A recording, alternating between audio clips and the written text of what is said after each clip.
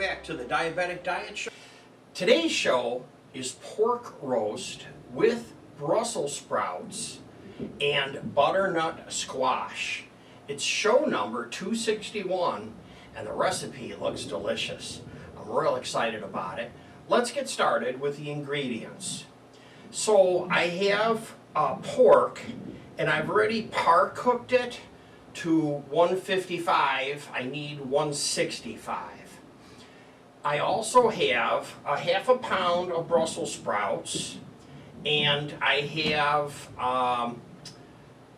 a mix that I'm going to make for a glaze.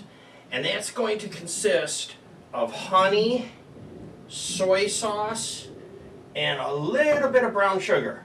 Okay, I'm a diabetic, probably not supposed to use it. A little bit of brown sugar, don't tell Mom. Also, I have a lemon, a scallion onion, some peanuts, and then some cheese of your choice for the top. You can grate it, you can use the bags. I have the bags of mozzarella, I have the Monterey Jack, I have all kinds of cheese. So I just chose this. It's a night after work kind of meal, nice and quick. We're going to use some pre-made ingredients because we're going to do a lot on our own. So we're going to start out by spraying the pan with Pam. Then I'm going to put the pork roast in the center. And like I said, I've already checked it with the thermometer. That's very important to do. I've already chopped and washed the squash. So I put my squash on here. Then I have to do my glaze and I have to cut up my Brussels sprouts. So let's move a couple things around here, make some room, and let's make our glaze. So I'm just going to grab a small mixing bowl. You could use a measuring cup, a little mixing bowl if you want. I have some packages that came with takeout Chinese that I'm still trying to use up. I bought the bottle of soy sauce, I think, and then I ordered some Chinese one night. I was too tired to cook. It's usually Sunday night I'm too tired to cook because we shoot some of these shows during the day after church. And so after working all day at the church and then cooking some of these shows, I decided to get a takeout Chinese food. So even I deserve a break once in a while. Now honey, and as far as how much of this I put in about a squirt. You can actually measure this and you can put in a few tablespoons if you want. I'll put all the measurements over at the website, jamestdds.blogspot.com. Also, while I'm thinking of it, I'm still trying to get my 1,000 subscribers. So if you'd hit that, it's right down in the right hand corner. Hit that subscribe button. And if you'll hit the bell button, you'll get notified when I drop new videos. You'll also find the instructions and some more information right on YouTube. And it's right below where it says more. Open that up and expand it, and then you'll see what I have there. So more room I'm making here. So I have my honey here. I actually dumped it out in this. I'll use this for another recipe. So I squirted some of that in here. I have my lime. So for my lime, I'm just going to put a little hole in it like that, and I'm going to roll it.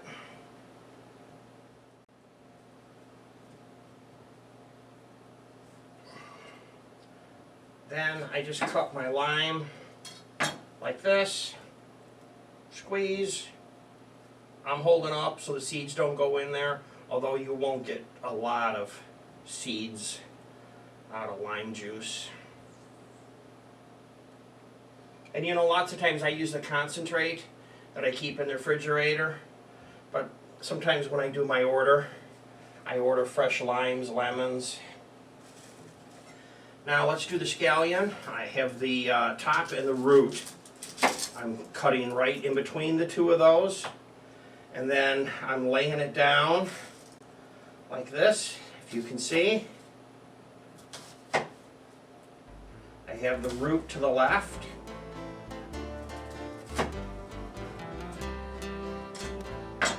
And just going to cut these up.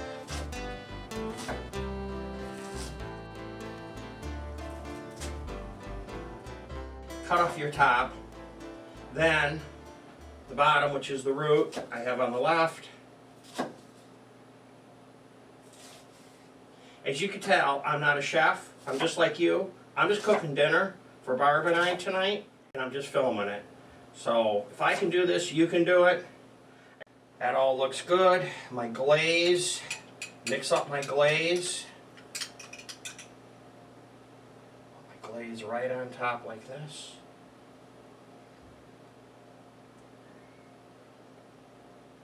Look at that, huh? Now sometimes I would be careful about the meat and the glaze temperature using the same spoon. Other times, if I think it's cooked enough, I'll use the same spoon. Okay, in this case, I'm just going to be safe. Pitch a spoon, get a clean one for next time. Try not to cross-contaminate things. I try to keep like meat and stuff on a separate cutting board or keep it over in the kitchen. I really try not to cross-contaminate things. Now, I've washed all of these already. And I'll just show you cutting a few, and then I'll fast forward. Cut the end off, cut in the middle. If there's anything you don't like, once you do that, you can just pop the canopy off them, and you get nice, good, clean material. Let me show you another one. Cut the bottom off, cut it in half, and then take the outside paper off it. I call it paper. It's a leaf. Like I said, sometimes I don't use the right words.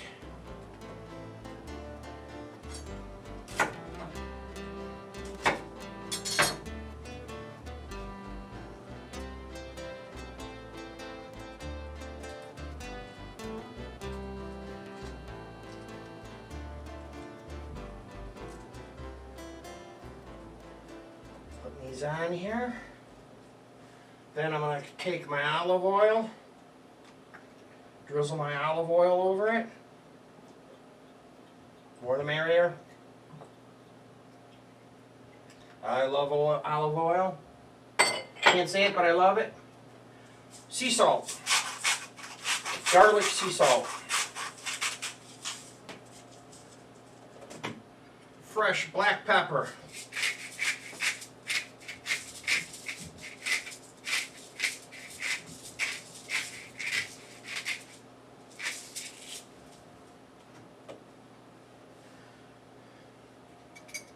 Chopper.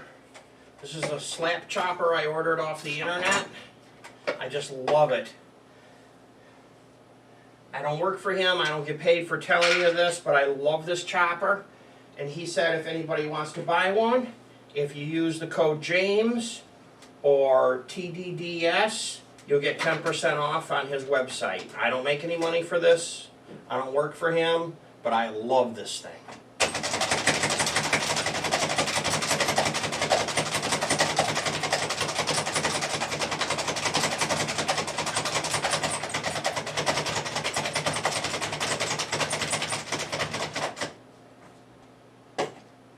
Can everybody see that? See it up close? Really does a great job. That's why I love it. And these are not real expensive. Sometimes I call them toys and sometimes I call them tools. Let's save the cheese, some more glaze for later. Let's do just a little bit of brown sugar. I just keep a little disposable spork. That's a spoon and a fork in here, because I don't use a real lot of this. So I just use about like that much.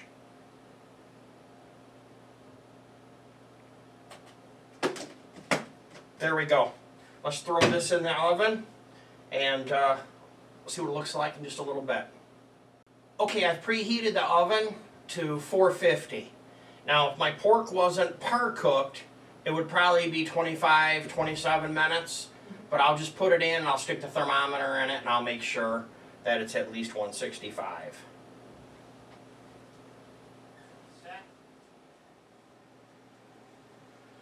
Okay, I just took this out of the oven. And my trick to make this dinner fast was I pre-cooked the meat yesterday. And I have learned whenever you pre-cook the meat, what you want to do is to take a frying pan with a little bit of oil, maybe a couple tablespoons, you don't need a lot, and then you want to take your meat and put it in a frying pan with your ingredients, just like this. It's down here somewhere. Okay, let's put this lid on here for a second. I have a shot glass which is about half full of water. I'm just going to put some water in here. Maybe a couple of tablespoons, I suppose. Just enough to make it steam. I have it all set. I'm going to let it steam. I'm going to let these sit. These look really, really good. Let that sit. That has to steam for a few minutes. The final step is to go ahead and dish up your pork. I've had it steaming for about 5 minutes in here. There you go. See the steam? I'll bring it out. Now this is one large chunk for 2 of us. That was interesting. There's one for the blooper reel, Barb.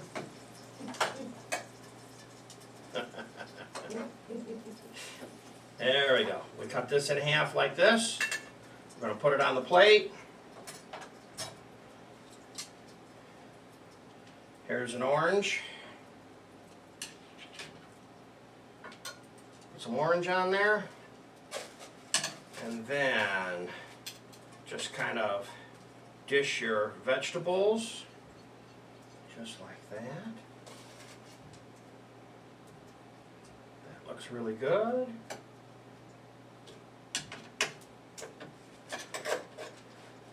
Well, that's the show for the day. This smells so good. I don't want to wait much longer to eat it. Thanks for watching. We'll see you next time. Goodbye for now.